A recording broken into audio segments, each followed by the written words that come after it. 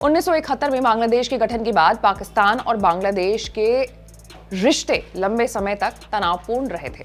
बांग्लादेश के संस्थापक शेख मुजीबुर रहमान ने साफ कर दिया था कि जब तक पाकिस्तान औपचारिक रूप से बांग्लादेश को मान्यता नहीं देगा तब तक वो जुल्फिकार अली भुट्टो से बातचीत नहीं करेंगे। दूसरी ओर पाकिस्तान भी शुरुआती कई साल में बांग्लादेश की स्वतंत्रता को स्वीकार करने के लिए तैयार नहीं था।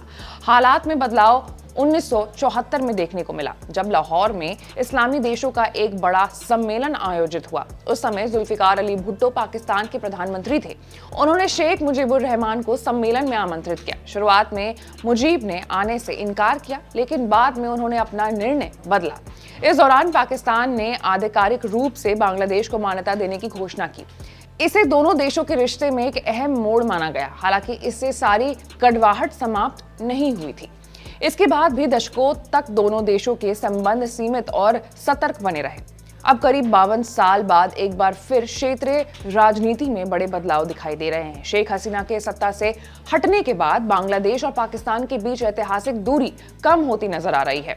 इसी पृष्ठभूमि में बांग्लादेश के युवा नेता उस्मान हादी की हत्या, अल्पसंख्यकों पर हिंसा की घटनाएं और सोशल मीडिया पर फैली अफवाहों ने भारत बांग्लादेश संबंधों को भी तनावपूर्ण बना दिया है।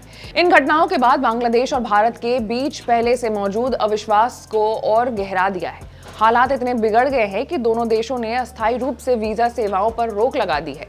बांग्लादेश में भारत के राजनयिक मशीनों के सामने विरोध प्रदर्शन हुए, जबकि भारत ने इन घटनाओं से जुड़े अफवाहों को सिरे से खारिज कर दिया और ठोस जांच की कमी पर चिंता जताई। इस दौरान पाकिस्तान और बांग्लादेश के बीच संपर्क बढ़ते दिखे। पहली बार दोनों देशों के बीच सीधे समुद्री व्यापार की शुरुआत हुई।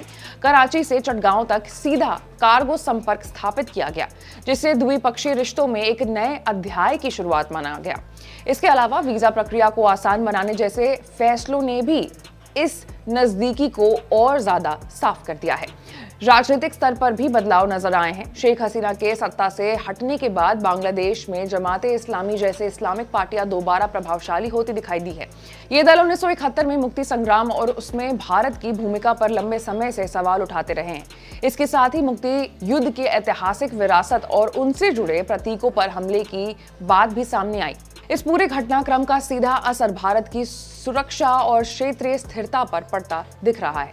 लंबी सीमा, संभावित घुसपैठ और भारत विरोधी तत्वों के सक्रिय होने की आशंका को लेकर के चिंताएं बढ़ी है। वहीं चीन और पाकिस्तान जैसे देश इस बदलते हुए माहौल का राजनीतिक लाभ उठाने की कोशिश कर रहे हैं। दूसरी ओर बांग्लादेश के भीतर भी इस बात पर बहस तेज है कि देश किस दिशा में जा रहा है।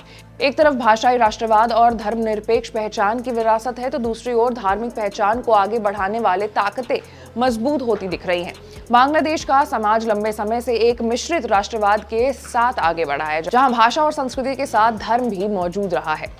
आज बांग्लादेश एक ऐसे मोड़ पर खड़ा है जहां उसकी आंतरिक राजनीति, पड़ोसी देशों के साथ रिश्ते और क्षेत्रीय शक्तियों की रणनीतियां आपस में गहराई से जुड़ गई हैं। आने वाला समय यह तय करेगा कि ये बदलाव स्थिरता की ओर ले जाएगा या दक्षिणी एशिया में नई अनिश्चितताओं को जन्म देगा। आपकी क्या राय है? कमेंट्स में बताइएगा।